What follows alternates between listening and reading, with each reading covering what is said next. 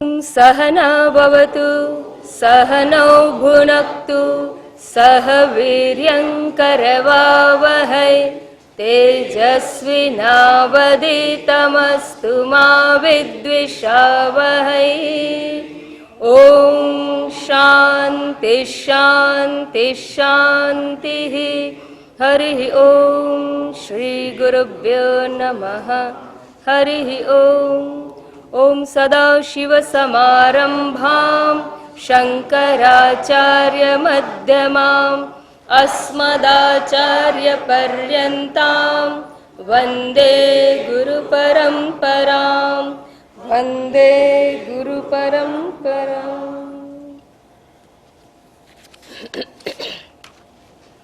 तत्त्वमस्यादिवाक्येषु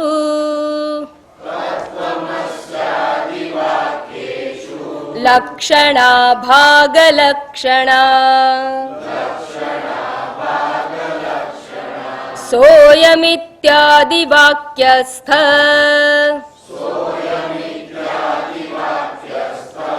पदयोरिव नापरा।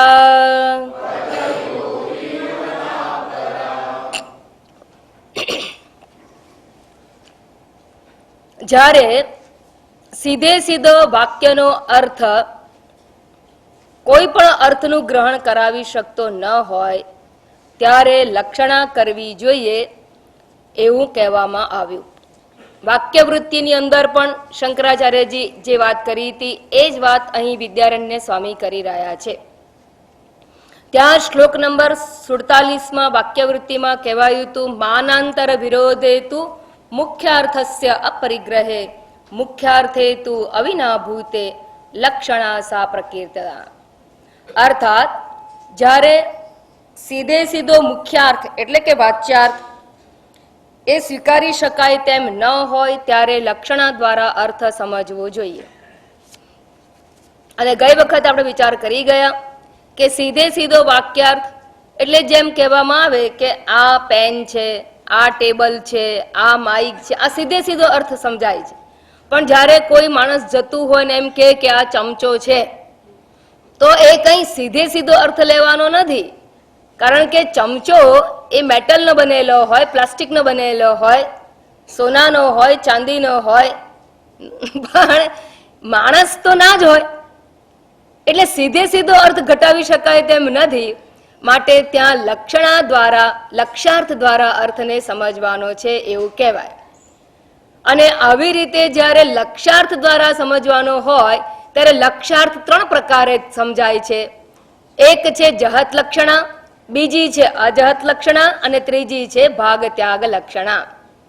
જ્યારે ચમચો જાય છે ત્યારે ચમચો આખો શબ્દ કાઢી નાખવો પડે અને ચમચાને બદલે માણસને મૂકવો પડે, તો આને જહત લક્ષણા કહેવામાં આવે છે. ત્યારબાદ આપણે જોયું હતું કે સભાની અંદર હંમેશા એમ કહેવામાં આવે કે સંસ્થાના પ્રમુખને વિનંતી કરું છું કે 2 વાક્ય બોલે, પણ એ 2 વાક્યને બદલે 2 કલાક બોલી નાખે, ખબર પડે નહીં.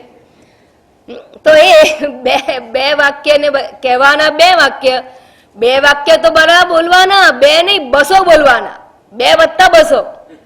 એટલે એમાં જહત નથી, કંઈ કાઢવાનું નથી, પણ જે છે એમાં ઉમેરો કરવાનો. અને અજહત લક્ષણા દ્વારા વાક્ય સમજાયું કહેવાય. દાખલા તરીકે 2 વાક્ય કયા હોય ને ઊભા થઈને બોલી નાખે, ભાઈઓ અને બહેનો, હું આશા રાખું છું કે તમારા બધાની તબિયત સારી હશે. વાક્ય પૂરા. 2 વાક્ય પૂરા થઈ જાય તો કહેનારને પણ એવો અર્થ નથી કે માત્ર 2 વાક્ય બોલે. એ પણ કહેવા એવું માંગે છે કે થોડુંક બોલો, 2 નહીં પણ બોલે જેવું કે 2 વાક્ય બોલે. એટલે બોલનારને પણ લક્ષાર્થ અભિપ્રેત છે અને સાંભળનારને પણ ખબર છે કે 2 વાક્ય એટલે 2-5 મિનિટ, એમાં કે 2 જ વાક્યો આવે એવું નહીં. ત્યારે લક્ષાર્થ આપણે કરતા જ હોઈએ છીએ. એટલે કેટલીય વાર વ્યવહારની અંદર આપણે લક્ષાર્થથી વસ્તુને સમજવાનો પ્રયત્ન કરીએ જ છીએ, પણ આપણને ટેકનિકલી ખબર નથી હોતી કે આ લક્ષાર્થ વાપર્યો કહેવાય. તો આ જે વસ્તુ રાખી અને બીજી ઉમેરો તો અજહત, જહત એટલે છોડવું, અને અજહત એટલે છોડવાનું કંઈ જ નહીં પણ ઉમેરો કરીને સમજવાનું. એને અજહત લક્ષણા દ્વારા વાક્ય સમજ્યા કહેવાય, એ લક્ષણા કરી કહેવાય. હવે કેટલોક વ્યવહાર એવો છે કે જેમાં આપણે જહત લક્ષણા પણ નથી વાપરતા, અજહત પણ નથી વાપરતા, પણ ભાગ ત્યાગ એટલે કે થોડુંક જહત છોડી દઈએ છીએ અને થોડુંક છોડતા નથી વાક્યમાંથી. એવી જ્યારે લક્ષણા કરવામાં આવે ત્યારે એને જહત અજહત બંને ભેગું, થોડું છોડો થોડું નહીં છોડવાનું, એને જહત અજહત લક્ષણા કહેવામાં આવે છે. અથવા એને બીજા શબ્દમાં ભાગ ત્યાગ લક્ષણા કહેવામાં આવે છે.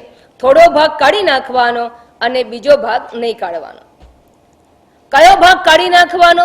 તો એની અંદર જે કાઢી નાખવાનો ભાગ હોય છે એ વિરોધી લક્ષણ વાળો ભાગ હોય છે, જ્યાં વિરોધાભાસ જણાય, સીધે સીધા મુખ્યાર્થમાં લેવામાં જ્યાં આપણને મુશ્કેલી પડે એવો ભાગ છે એને છોડી દઈએ છીએ અને જેમાં સમાનતા રહેલી હોય એ ભાગને સ્વીકારીએ છીએ. એ કેવા પ્રકારનું છે? તો તમે કોઈને ઓળખાણ કરાવો કે આ મારા, અમે નાનપણમાં રહેતા હતા ને ભાવનગરમાં, અમારા ભાવનગરનો અમારો પડોશી છે. આ ભાવનગરના પડોશી છે, આ મારા પડોશી છે. કયા પડોશી? ઓ નાનપણમાં મેં સાથે રહેતા હતા તે, અત્યારના પડોશી નહીં. અને એમ તમે ઓળખાણ કરાવો કે જુઓ આ મારા પડોશી છે. આ કયા પડોશી? નાનપણમાં રહેતા હતા ત્યારે નાનપણમાં એની ઉંમર હતી 22 વર્ષની, અત્યારની ઉંમર થઈ એની 72 વર્ષની. 22 વર્ષનો માણસ અને 72 વર્ષનો માણસ. હવે તમે કહો છો આ એ છે, આ ચિમનલાલ એ જ અમારા પડોશમાં જે રહેતા હતા તે જ આ ચિમનલાલ છે. તો ચિમનલાલનું જે, હવે બરાબર સમજજો, આમાં તમે કેટલી વ્યક્તિ ઓળખાવો છો? એક કે બે? એક. પણ બોલો છો ત્યારે બે વસ્તુ પ્રતીત થાય છે, એક યુવાન ચિમનલાલ અને એક વૃદ્ધ ચિમનલાલ. હવે તમે યુવાન વ્યક્તિ વૃદ્ધ છે એ બંનેની એકતા કેવી રીતે થાય? યુવાન કોઈ વૃદ્ધ ના હોય. એ વખતે એને કાળા વાળ હતા, અત્યારે એના સફેદ વાળ થઈ ગયા હોય કે અડધા ખાલી થઈ ગયા હોય. એ વખતે 32 હોય પોતાના, અને હવે આર્ટિફિશિયલ હોય. અને એ વખતની રહેણી કરણી, બોલવાનું બધું જુદું હોય અને અત્યારનું ચાલ બોલ બધું અલગ હોય. એ વખતે ઠેકડા મારતા હોય અને અત્યારે ચાલવાના ફાંફા હોય. તો એને ચાલવામાં તકલીફ છે. પેલા ટટ્ટાર ચાલતા હતા, હવે જરાક ઢીલા નરમ થઈને ચાલે છે. એની ચાલ બદલાય, એની પ્રતિભા બદલાય, શારીરિક પ્રતિભા બદલાય, એનું શરીર બદલાય. એ યુવાન અને આ. હવે તમે એ ચિમનલાલ છો તો એમાં એકતા કોની થઈ? આ એ જ છે તો એ જ છે, એમાં એનો એ જ કોણ છે? ચિમનલાલ. કોણ પણ? શરીર તો નહીં. તમે પૂરેપૂરા શરીરનો ત્યાગ કરો છો. તમે વૃદ્ધ શરીરનો પણ ત્યાગી દો છો, યુવાન શરીરને પણ ત્યાગી દો છો. હા, તો માણસના શરીરનો ત્યાગ કરો તો બચ્યું શું? આ સમજવાની વસ્તુ છે. જે બચે છે કોણ? પેલો જે પડોશી હતો તે જીવાત્મા, એ આ છે. કારણ કે શરીરની એકતા સંભવ જ નથી. શરીરમાં કોઈ પ્રકારે એકતા સંભવતી નથી. એ નિરોગી હતું, કડક ટટ્ટાર શરીર હતું, ચામડી પર કરચલી નહોતી. અત્યારે ચામડી પર કરચલી છે, બળ નથી રહ્યું, ટટ્ટાર ઊભા નથી રહી શકતા. બંને શરીરની બાદબાકી કરીને એક ભાગની બાદબાકી થઈ ગઈ, પણ બંનેમાં જે કોમન છે એ વ્યક્તિ માત્ર. એ ચિમનભાઈ વ્યક્તિ જેને કહેવામાં આવતા હતા એ ચિમનભાઈ આ છે. સમજાયું? એટલે શું થયું? શરીર નીકળી ગયું, પણ એ વખતે તમારી જે લેતી દેતી હોય ને એ પ્રમાણે અત્યારે વ્યવહાર થાય, લેતી દેતી થાય. તમને એમાં વિશ્વાસ હતો, અત્યારે વિશ્વાસ ટકે છે. તમારું એને 25 કામ કર્યું હોય તો તમને એમ થાય કે મને કયું કામ કરવું અત્યારે. એ ભાવ તમારો રહે છે, ઋણ ભાવ રહે છે, વિશ્વાસ ટકે છે. તો એ બધું ટકી રહે છે. એ એનું એ છે. મિત્રતા, પ્રેમ ભાવ, લાગણી એ બધી એની એ રહે છે. બદલાઈ શું ગયું? શરીર બદલાઈ ગયા. તો તમે શરીરની સંપૂર્ણ બાદબાકી કરો છો અને એનું જે વ્યક્તિત્વ માત્ર જે છે એ ટકાવી લો છો. અને એને સ્વીકારી લો છો. હવે આમાં તમને કઈ તકલીફ પડે જ ખરી? ના. તો સ્થૂળ દેહના ભાગનો ત્યાગ કર્યો અને સૂક્ષ્મ આંતરિક પર્સનાલિટી છે, વ્યક્તિત્વ છે, એને સ્વીકારી લો છો. તો સૂક્ષ્મનો સ્વીકાર અને સ્થૂળનો ત્યાગ આરામથી તમે કરો છો, વ્યવહાર પણ કરો છો. અને આ એ ચિમનલાલ છે, એ જ્ઞાન પણ પ્રાપ્ત કરો છો. આ જ્ઞાન શેનાથી થયું? ઇન્દ્રિય વડે થયું? ના. મન વડે થયું? ના. આને કહેવાય પ્રત્યભિજ્ઞા, સ્મરણ દ્વારા થયું. સ્મૃતિ દ્વારા જે જ્ઞાન પ્રાપ્ત કર્યું એને પ્રત્યભિજ્ઞા કહેવામાં આવે છે. અને એકતા જે કરવામાં આવે છે એ ખરેખર યુવાન શરીરની નથી. કાળ બદલાઈ ગયો, સ્થળ બદલાઈ ગયો. પેલું ભાવનગર હતું, આ મુંબઈ છે. પેલું યુવાન શરીર હતું, આ વૃદ્ધ શરીર છે. દેશ બદલાઈ ગયો, સમય બદલાઈ ગયો. એ આજે 72 ના થયા, એ વખતે 22 ના હતા. 50 વર્ષ પહેલાની વાત છે આ. 50ની સાલ એટલે સામાન્ય વસ્તુ નથી. 1960 અને આ 2010. કાળ કેટલો બધો બદલાઈ ગયો.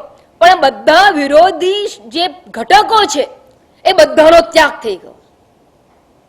અને જે અવિરોધી વ્યક્તિત્વ માત્ર હતું એમાં એકતા કરી શકાય છે, બાકી એકતા સંભવતી નથી.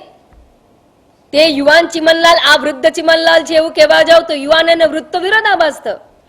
તો વિરોધી ઘટકનો ત્યાગ કરવો અને અવિરોધી વ્યક્તિ માત્ર છે એનો સ્વીકાર કરવો અને ભાગ ત્યાગ લક્ષણા દ્વારા વસ્તુનું જ્ઞાન કર્યું, પ્રાપ્ત થયું એમ કહેવાય.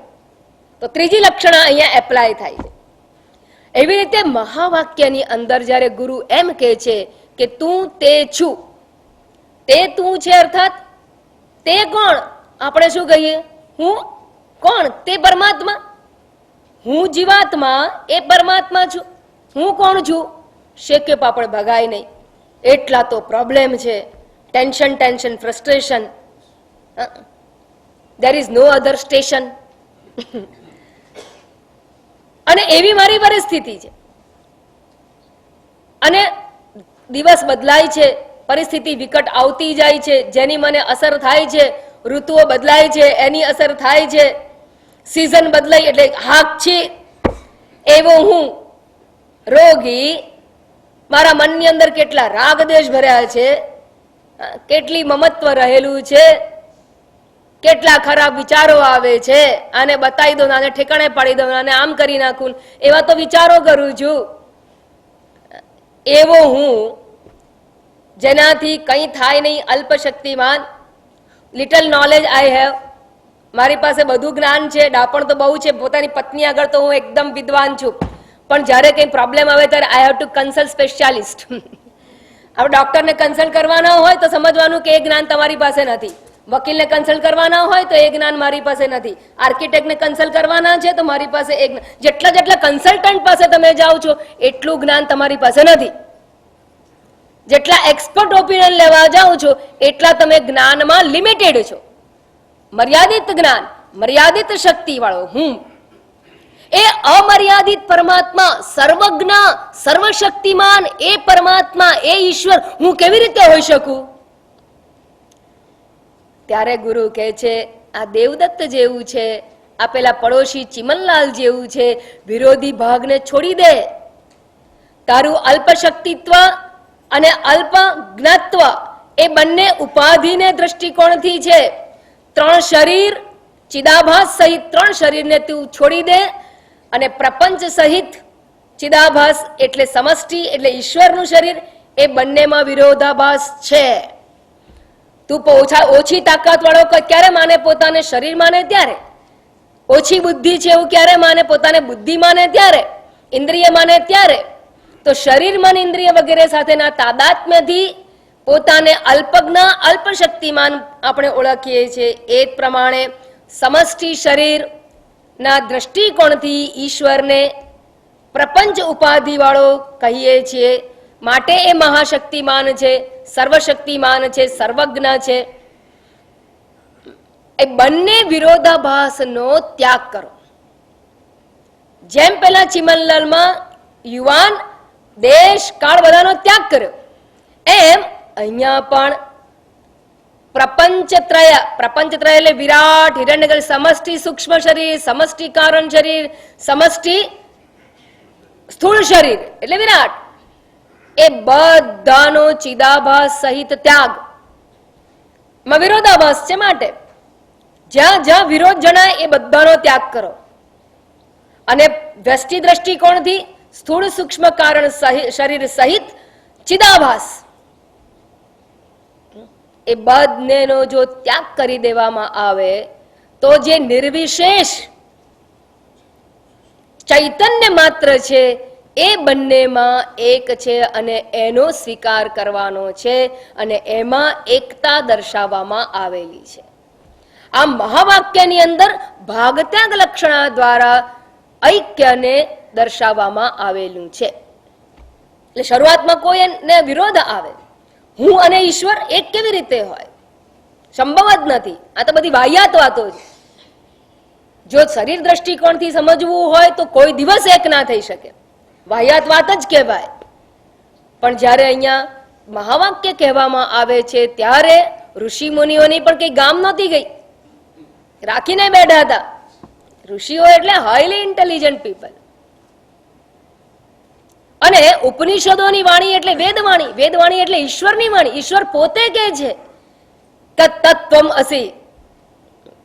અને જ્યારે તત્વમ અસી કહેવામાં આવ્યું હોય ત્યારે તે અને તું બંનેની એકતા, એટલે તે એટલે પરમેશ્વર જે પરોક્ષ છે, તું એટલે જીવાત્મા જે પ્રત્યક્ષ છે, હું ઓળખું છું મને, એ હું કરતા ભોગતા જેને કહીએ છીએ તે, એ બંનેની એકતા કહેવામાં આવી હોય ત્યારે માત્ર ઉપાધિ ત્યાગ વડે જે નિર્વિશેષ ચૈતન્ય રહેલું હોય એવી નિર્વિશેષ ચૈતન્યની એકતા જ કહેવામાં આવેલી હોય. તો જેમ તમે દેવદત્તને બંને શરીરને બાદ કરીને માત્ર વ્યક્તિનો સ્વીકાર કરી શકો છો, એ જ પ્રમાણે અહીંયા સંપૂર્ણ ઉપાધિનો ત્યાગ કરીને નિરુપાધિક ચૈતન્ય છે એનો જ માત્ર સ્વીકાર કરવાનો કહેલો છે. અને એ બે વચ્ચે એકતા છે, એમાં કોઈ શંકા નથી. ચૈતન્ય સર્વમાં એક જ છે. બીજું દ્રષ્ટાંત આપું. આ બલ્બ ચાલે છે, આ માઇક્રોફોન ચાલે છે. આ માઇક્રોફોન ચાલે છે કોને કારણે? જરાક મોટું. હા, વીજળી શક્તિથી, વિદ્યુત શક્તિથી માઇક્રોફોન ચાલે છે.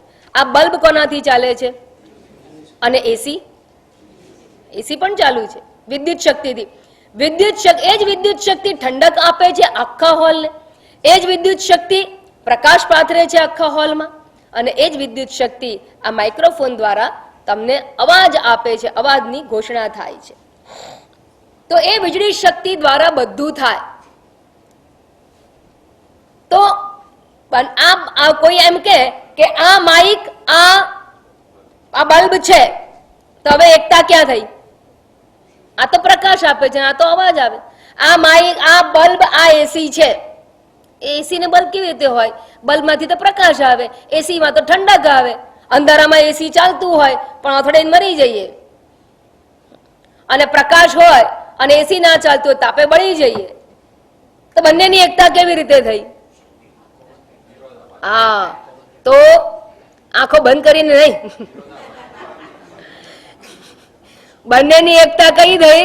તો કે છે આજે સ્થૂળ શરીર છે એને કાઢો, એની કાર્ય શક્તિ, એનું કાર્ય, એનું ફંક્શન, એ બધાને કાઢો. આમાંથી એસી ના ડબલાને કાઢો, એટલે ગેસ ભર્યો હોય કાઢો, એ બધી ઉપાધિને કાઢો. અને એ બધું કાઢીને જેના લીધે આ ચાલી રહેલી છે એ ઇલેક્ટ્રિસિટીની એકતા કહેવામાં આવી છે.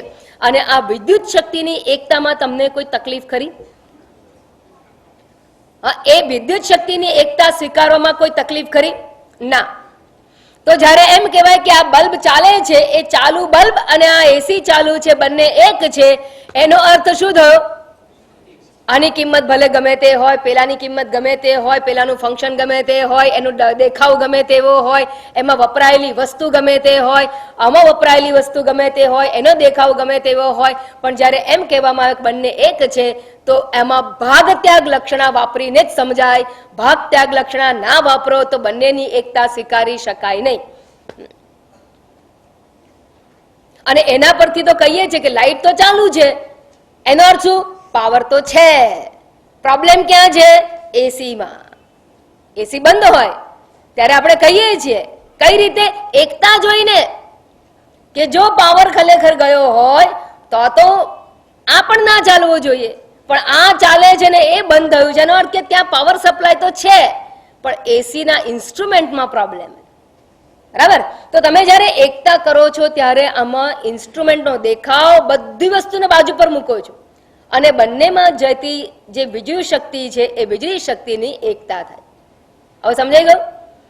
બંનેની ઉપાધિનો ત્યાગ પણ બંનેમાં રહેલા પાવરની એકતા.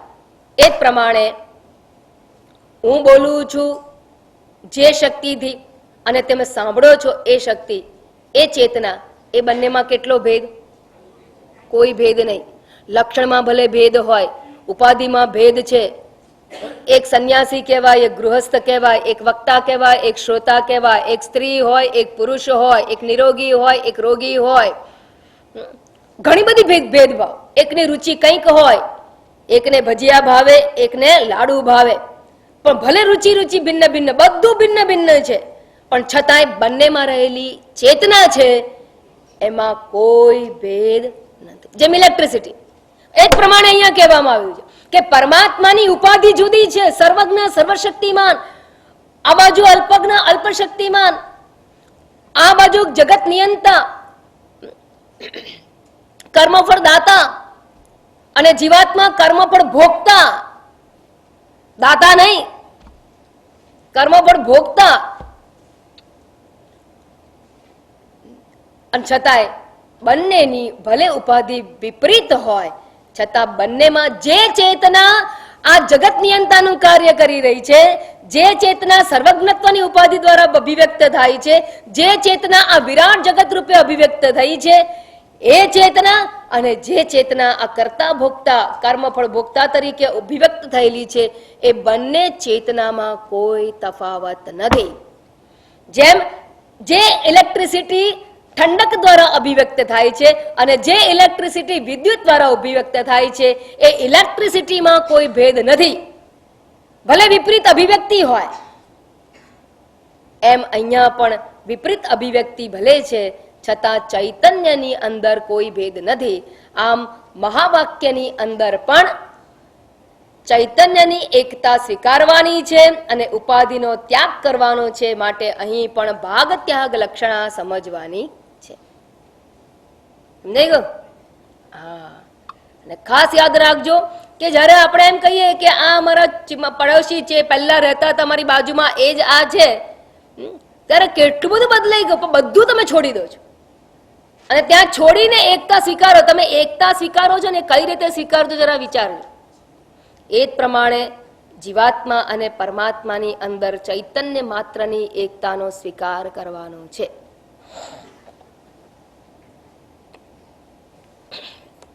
તો અહીંયા એ વાત સમજાવી દેવામાં આવી.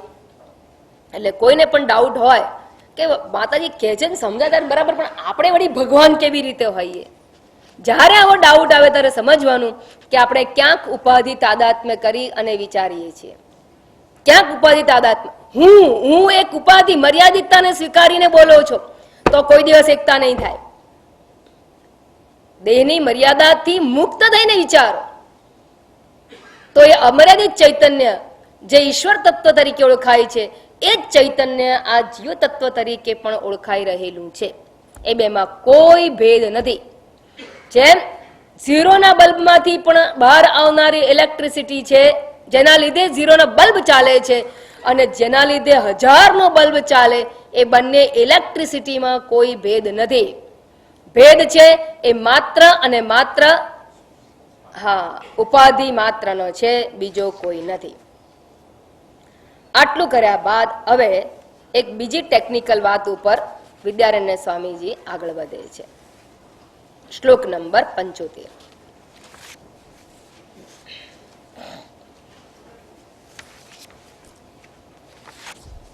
74માં શ્લોકમાં કહ્યું, તત્વમસી ઇત્યાદિ વાક્યેષુ લક્ષણા ભાગ લક્ષણા સહ અયમ ઇત્યાદિ વાક્યસ્થ પદયોહો ઇવ ન અપરા. અર્થાત સો અયમ તે આ દેવદત્ત છે એ વાક્યની અંદર જેમ ભાગત્યાગ લક્ષણા કરવામાં આવે છે એ જ પ્રમાણે તત્વમસી મહાવાક્યમાં પણ ભાગત્યાગ લક્ષણાથી જીવાત્મા અને પરમાત્માની એકતા સમજવાની છે અને સ્વીકારવાની છે. અને એ દ્રષ્ટિકોણથી જીવાત્મા અને પરમાત્મામાં કોઈ ભેદ નથી. અને કોઈ પણ ઉપનિષદ જુઓ, કોઈ પણ શાસ્ત્ર ઉઠાવીને જુઓ, આ પ્રકારની એકતાને ક્યાંય વિરોધ કરવામાં આવેલો નથી. શ્લોક નંબર 75. સંસર્ગો વા વિશિષ્ટો વા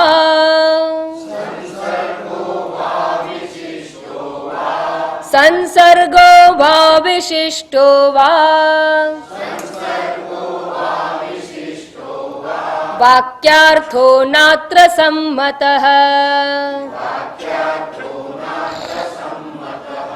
વાક્યાર્થો નાત્ર સંમતઃ અખંડૈકર સત્વેન અખંડૈકર સત્વેન વાક્યાર્થો વિદુષાં મતઃ વાક્યાર્થો વિદુષાં મતઃ સંસર્ગો વા વિશિષ્ટો વા વાક્યાર્થો નાત્ર સંમતઃ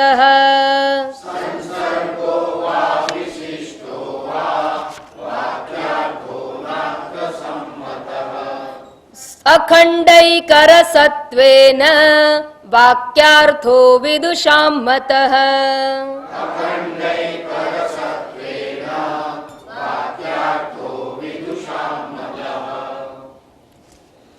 જેમ 3 પ્રકારની લક્ષણા કહેવામાં આવી એમ સંસ્કૃત ભાષાની અંદર 3 પ્રકારના વાક્યો કહેવાયેલા છે. 3 પ્રકારે વાક્યો રહેલા હોય છે. એક વાક્ય છે સંસર્ગ વાક્ય, સંસર્ગાર્થ બોધક વાક્ય. નંબર 1 સંસર્ગાર્થ બોધક વાક્ય. નંબર 2 વિશિષ્ટાર્થ બોધક વાક્ય. અને નંબર 3 અખંડાર્થ બોધક વાક્ય.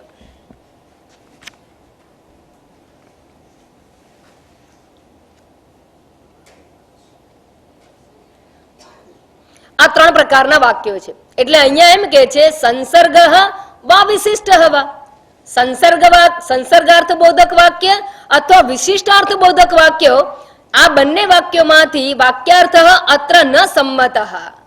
આ બંને પ્રકારના વાક્યો અહીંયા બંધ બેસતા નથી, એની અહીંયા સ્વીકૃતિ સંભવતી નથી. જ્યારે ભાગત્યાગ લક્ષણા દ્વારા મહાવાક્ય સમજીએ છીએ ત્યારે એ વાક્યને, એ મહાવાક્યને તમારે સંસર્ગાર્થ બોધક વાક્ય તરીકે સ્વીકારાય તેવો નથી અને વિશિષ્ટાર્થ બોધક વાક્ય તરીકે પણ સ્વીકારાય તેવું નથી. તો આ વાક્ય કયા પ્રકારનું વાક્ય છે? તો કહે છે અખંડૈકર સત્વેના, અખંડાર્થ બોધક વાક્ય છે. આ 3જા પ્રકારનું વાક્ય છે જેને અખંડાર્થ બોધક કહેવામાં આવેલું છે. આમાં કેટલાક લોકોને એવું છે કે ઈશ્વર અને જીવ એ બંને વચ્ચે બહુ મોટો તફાવત છે. કોઈ એમ માને છે કે એક જીવાત્મા જુદી જ વસ્તુ છે આખી અને ઈશ્વર આખો જુદો જ વસ્તુ છે. ત્રણેયમાં ભેદ, સંપૂર્ણ ભેદ કહે છે. કોઈ પ્રકારની એકતા નહીં, સંપૂર્ણ ભેદ કહે છે. કેટલાક એવું કહે છે કે આ જીવાત્મા છે એ ઈશ્વરનો અંશ છે, ધ પાર્ટ ઓફ ઈશ્વર. અંશ અંશી ભાવ લક્ષણ કહે છે અને એવી રીતે કહેવા માંગે છે. અને વેદાંત મત પ્રમાણે જીવ અને ઈશ્વરનો, જીવ એ ઈશ્વરનો અંશ નથી, જીવ જુદો ને ઈશ્વર જુદો એવું પણ નથી, પરંતુ જીવ અને ઈશ્વર બંને એક છે એ વેદાંત મત છે. અને આ ત્રણેય જણાએ આ તત્વમસી વાક્યને જ ઘટાવેલું છે. એટલે અહીંયા વિદ્યારાયણ સ્વામીજી સ્પષ્ટતા કરે છે કે તત્વમસી મહાવાક્ય છે એ સંસર્ગાર્થ બોધક વાક્ય પણ નથી, વિશિષ્ટાર્થ બોધક વાક્ય પણ નથી, પરંતુ અખંડ અખંડાર્થ બોધક વાક્ય છે.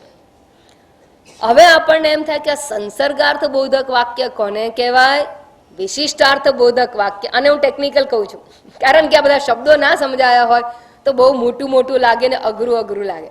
શબ્દો સમજી લો તો કઈ છે જ નહીં, કોદરામથી બિલાડું નીકળે.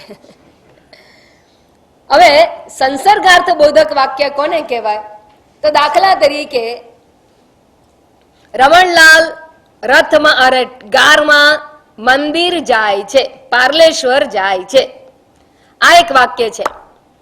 આ વાક્યમાં કેટલી વસ્તુ વપરાઈ છે, તો કે એક તો રમણલાલ, બરાબર, બીજો નંબર કાર, નંબર 3 મંદિર, પાર્લેશ્વર મંદિર. અને પાર્લેશ્વર મંદિર જે જગ્યા આવેલું એ સ્થાન પાર્લા. તો રમણલાલ કારમાં એટલે કાર વડે પાર્લેશ્વર જાય છે. તો ત્રણેય વસ્તુ જે આ વાક્યમાં રહેલી છે એ એકબીજાને કેવી રીતે ઓળખાવે છે, તો કે એકબીજાને ઓળખાવે છે, સંબંધિત છે. ત્રણેય પદાર્થો વસ્તુઓ એકબીજાથી સંબંધિત છે, સંબંધ દર્શાવે છે. સંસર્ગ દર્શાવે એટલે સંબંધ દર્શાવે છે. એક રમણલાલ છે, એક કર્તા છે, જાય છે. કોણ જાય છે, કોણ પૂછવાથી જે આવે ને કર્તા કહેવાય વાક્યમાં, તો રમણલાલ કર્તા છે. જવાની ક્રિયા કરે છે એટલે જાય છે એ ક્રિયાપદ છે. કેવી રીતે જાય છે, તો જેના વડે જાય છે, કારમાં જાય છે તો કાર વડે જાય છે, તો કારને સાધન કહેવાય. કયા સાધન વડે જાય છે, તો કે કારમાં જાય છે, કાર વડે જાય છે. તો એક સાધન એટલે કે ત્રીજી વિભક્તિ કરણ વિભક્તિ કહેવાય. અને ચોથું ક્યાં જાય છે, તો કે મંદિરમાં જાય છે, સ્થાન બતાવે છે, લોકેશન બતાવે છે. તો આમાં મંદિર, કાર અને રમણલાલ અને પાછું જવાની ક્રિયા, આ બધા શબ્દો એકબીજા સાથે સંકળાયેલા છે અને બધા એકબીજા સાથેનો સંબંધ બતાવે છે. રમણલાલ શું, રમણલાલ તો કે જાય છે, ક્રિયા કરે છે. રમણલાલ ને ક્રિયા સાથે સંબંધ છે, રમણલાલ ને મંદિર સાથે સંબંધ છે કારણ કે મંદિરમાં પહોંચે છે. રમણલાલ કારમાં જાય છે માટે કાર સાથે સંબંધ છે. તો ત્રણેય વસ્તુ અલગ અલગ છે. રમણલાલ, મંદિર અને કાર પણ એકબીજા સાથે સંબંધથી જોડાયેલું છે અને સંસર્ગાર્થ બોધક વાક્ય કહેવામાં આવે છે. રમા ચપ્પાથી રસોડામાં શાક સમારે છે, આ કયું વાક્ય કહેવાય, સંસર્ગાર્થ બોધક વાક્ય. આવા વાક્યોને સંસર્ગાર્થ બોધક વાક્ય કહેવામાં આવે છે. મહેશ ટેબલ પર બેસીને પત્ર લખે છે, આ સંસર્ગાર્થ બોધક વાક્યો છે. અંદર રહેલા જે પદો છે એકબીજા સાથે સંબંધ દર્શાવે છે. અને એક બીજું આ વાક્યમાં એ સમજવાનું કે આમાં અલગ અલગ વિભક્તિ છે. એક સરખા વિભક્તિ બધા કર્તામાં નથી, કર્તા વિભક્તિમાં બધા નથી. એટલે બધા કર્મ એટલે જે કર્તા કરી રહ્યો હોય એ એક જ વિભક્તિ પ્રત્યય નથી. અર્થાત આને વૈયાધિકરણને વાક્ય કહેવામાં આવે. બધાના અલગ અલગ વિભક્તિ છે, એક કર્તા છે, એક કરણ વિભક્તિ છે. આ તો થોડી ટેકનિકલ પણ કહી દઉં છું, પણ આને વૈયાધિકરણને વાક્ય કહેવામાં આવે. સમાન અધિકરણ નથી. બધા પદો એક કર્તા વિભક્તિ છે, એક કરણ વિભક્તિ છે, એક અધિકરણ વિભક્તિ છે, સપ્તમી વિભક્તિ છે. તો આ વૈયાધિકરણને વાક્ય કહેવામાં આવે અને સંસર્ગ વાક્ય કહેવામાં આવે. સારું, હવે બીજો જે વાક્ય કહેવામાં આવ્યું, દ્વૈતવાદીઓ આ વાક્યને સ્વીકારે છે, એ આ અર્થઘટન કરવામાં સ્વીકારે તૈયાર છે. એને મજા પડી જાય આવું વાક્ય આવે ત્યારે. બીજું જે વાક્ય કહેવામાં વિશિષ્ટ અર્થ બોધક વાક્ય. આ વિશિષ્ટાર્થ બોધક વાક્ય કોને કહેવામાં આવે કે વસ્તુ એની એ જ હોય પણ વિભિન્ન વિશેષણો દ્વારા જ્યારે એને ઓળખવામાં આવે ત્યારે એને વિશિષ્ટાર્થ બોધક વાક્ય કહેવામાં આવે છે.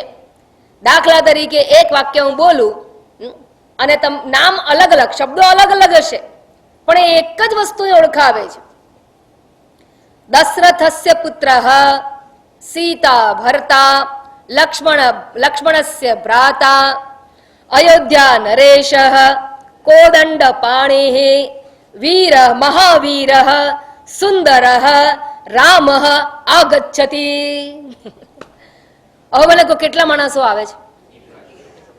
હા, દશરથસ્ય પુત્રઃ સીતા ભર્તા લક્ષ્મણસ્ય ભ્રાતા મહાવીરઃ અયોધ્યા નરેશઃ કોદંડ પાણી એટલે જેના હાથમાં ધનુષ્ય છે તે, ધનુષ જેના હાથમાં છે તે, કોદંડ પાણી સુંદરઃ રામઃ આગચ્છતિ. કેટલા આવ્યા? એક જ. તો આટલા બધા વિશેષણો એક જ વસ્તુને દર્શાવવા માટે વપરાવામાં. આ જ્યારે અનેક પ્રકારના વિશેષણો વાપરીને એક જ વ્યક્તિને ઓળખાવવામાં આવે છે અને આ ગચ્છતિ એટલે આવે છે, આવવાની ક્રિયા થાય છે. આ આવવાની ક્રિયા કેટલા જણા કરે છે? એક જ જણ કરે છે અને એક જ ક્રિયા કરે છે. બરાબર? તો જ્યારે આવા વિશેષણ વાપરીને વિશેષાર્થ વિશિષ્ટ અર્થ બોધક વાક્ય અને કહેવામાં આવે અને બાકીના બધા પદો જે છે, પદો કેવા છે? માત્ર કર્તા વિભક્તિમાં છે. કર્તા કેટલા છે? આવવાની ક્રિયા કેટલા જણા કરે છે? એક જ જણ કરે છે પણ એને વિશેષણો દ્વારા ઓળખાવવામાં આવેલું છે. અને બધા જેટલા શબ્દો વાપર્યા એ બધા કર્તા વિભક્તિના શબ્દો છે. દશરથસ્ય પુત્રઃ રામઃ લક્ષ્મણસ્ય ભ્રાતા સુંદરઃ મહાવીરઃ કોદંડ પાણીઃ. એક જ વિભક્તિ પ્રત્યે લાગે છે બધાને, બધા કરતા વિભક્તિમાં છે. તો આવા વાક્યને સમાનાધિકરણ્ય વાક્ય કહેવામાં આવે છે. સમાનાધિકરણ્ય છે, અહીંયા એક જ અધિકરણ છે, એક જ વિભક્તિ પ્રત્યયમાં વપરાયેલા શબ્દો છે. ટૂંકમાં એ ટેકનિકલ વ્યાકરણ શબ્દ ભાષા ના સમજો તો કઈ વાંધો નહીં, પણ આટલું તો સમજો કે એક જ વ્યક્તિને આટલા બધા વિશેષણો દ્વારા ઓળખવામાં આવે છે. જ્યારે એમ કહેવામાં આવે કે મારી પાસે ચોરસ નાનો કોટનનો રૂછાવાળો રૂમાલ છે. કેટલી વસ્તુ છે? એક જ. પણ કોટનનું, રૂછાવાળું, નાનું, ચોરસ, આ બધું કેટલી વસ્તુ થઈ? હા, બધા માત્ર વિશેષણો છે, વસ્તુ તો એક જ છે. આને પણ શું કહેવાય? વિશિષ્ટાર્થ બોધક વાક્ય. જે પેલા વાક્યથી જુદું છે. રમણલાલ કારમાં મંદિર જાય છે, એમાં બધા અલગ અલગ પદો છે અને અલગ અલગ પદો જે છે એ એકબીજા સાથે સંબંધ દર્શાવે છે. સંબંધ દર્શાવનારું વાક્ય હોય ત્યાં સંસર્ગાર્થ બોધક વાક્ય કહેવાય. વિશેષણો દર્શાવનારું વાક્ય હોય ત્યાં વિશિષ્ટાર્થ બોધક વાક્ય કહેવામાં આવે છે.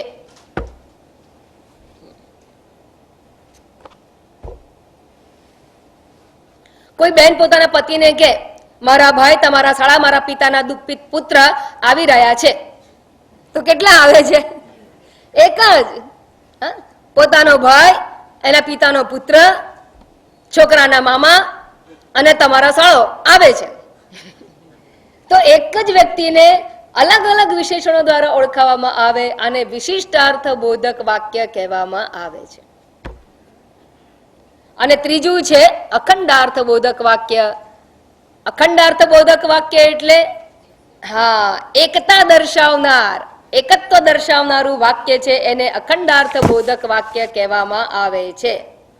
એ જે બે વસ્તુ ભિન્ન હોવા છતાં, દેખીતી ભિન્ન હોવા છતાં એની મૂળભૂત એકતા દર્શાવનારું વાક્ય હોય એને અખંડાર્થ બોધક વાક્ય કહેવામાં આવે છે. દેખીતી વિરુદ્ધ હોવા છતાં, દેખીતો વિરોધાભાસ હોવા છતાં, કે દેખીતી વિરોધી વસ્તુ હોવા એટલે પ્રતીત થાય છે વિરોધી, ઉપલબ્ધ દ્રષ્ટિથી વિરોધાભાસ છે, પણ મૂળભૂત એકતા હોય તો એને અખંડાર્થબોધક વાક્ય કહેવામાં આવે છે. દાખલા તરીકે એક બરણીમાં સફેદ પાવડર પડ્યો છે, પછી પૂછવામાં આવે કે આ શું છે? આ 2-3 બાટલી પડી છે, એકમાં સફેદ પાવડર છે, એકમાં ક્રિસ્ટલ છે અને એકમાં લિક્વિડ છે. કે આ 3 વસ્તુ શું છે? કે 3 નથી, બધું એક જ છે. તમે તમારે નાખો ને દૂધપાકમાં. હવે શું સમજવાનું આપણે? બધું એક જ છે કે નાખી દેવાનું, કે નાખીએ કે ના નાખીએ? નાખીએ. પછી પહેલા શું કરે? ચાખી લઈએ અને પછી નાખી દઈએ. કેમ? તો કે એક બારણીની અંદર ચાસણી હતી, ગુલાબજાંબુની વધેલી ચાસણી હતી, એક બરણીની અંદર ક્રિસ્ટલ સાકર પડી હતી અને એક બરણીની અંદર બુરું ખાંડ પડી હતી અને બધું વાપરી નાખવાનું હતું. એટલે શું કર્યું? ધડાક દઈને નાખી દીધી આપણે.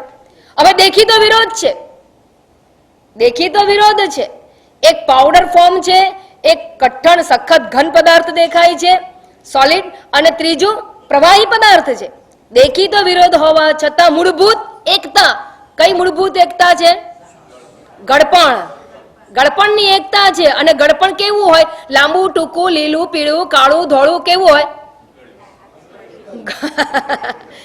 અર્થાત મૂળભૂત એકતા સૂક્ષ્મ એકતા છે. એ માત્ર ઇન્દ્રિયને જ ખબર પડે, બીજા કોઈને ખબર ના પડે, આંખને ખબર ના પડે. એવી જે મૂળભૂત એકતા છે, એમ આવી રીતે ઉપરોક્ત દ્રષ્ટિથી ભલે વિરોધાભાસ હોય, પણ મૂળભૂત એકતાને જણાવનારું જે વાક્ય હોય એને અખંડાર્થ બોધક વાક્ય કહેવામાં આવે છે. તો મહાવાક્યની અંદર આ ત્રીજા પ્રકારનું વાક્ય તરીકે સ્વીકારવાનું છે. એને સંસર્ગાર્થ બોધક વાક્ય નથી લેવાનું, એને વિશિષ્ટાર્થ બોધક વાક્ય પણ નથી સમજવાનું, પરંતુ અખંડાર્થ બોધક વાક્ય તરીકે એને સ્વીકારવાનું છે. અને એવું કેમ અને કેવી રીતે અને શા માટેની ચર્ચા અહીંયા કરવામાં આવેલી છે, એ મહત્વનો મુદ્દો આપણે શાંતિથી ફરીથી ભેગા મળીશું ત્યારે સમજીશું. ઓમ પૂર્ણમદ પૂર્ણમિદમ પૂર્ણાત પૂર્ણમુદચ્યતે પૂર્ણસ્ય પૂર્ણમાદાય પૂર્ણમેવાવશિષ્યતે. ઓમ શાંતિ શાંતિ શાંતિ. હરિ ઓમ. શ્રી ગુરુભ્યો નમઃ. હરિ ઓમ.